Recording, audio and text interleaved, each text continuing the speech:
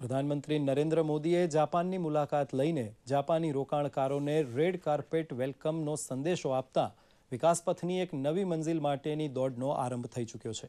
બંને દેશો વચ્ચે સ્થપાયેલા સંબંધ સેતુના પગલે ગુજરાતની ભૂમિ પર જ એક મિની જાપાન સાકાર થાય તે દિવસો દૂર નથી. પ્રસ્તુત છે એક અહેવાલ.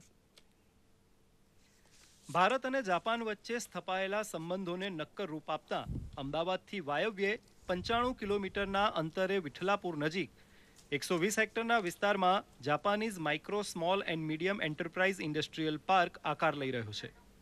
જીઆઈડીસી દ્વારા વિકસાવવામાં આવી રહેલા આ ઇન્ડસ્ટ્રીયલ પાર્કમાં 2 જાપાની કંપની જમીન સંપાદન કરી ચૂકી છે.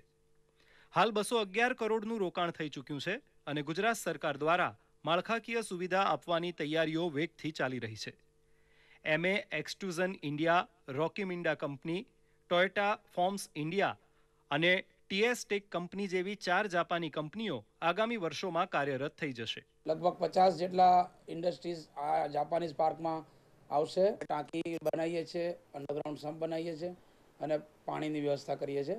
એટલે રોડના કામ અત્યારે ચાલુ છે અને 2 ઇન્ડસ્ટ્રી આવેલી છે.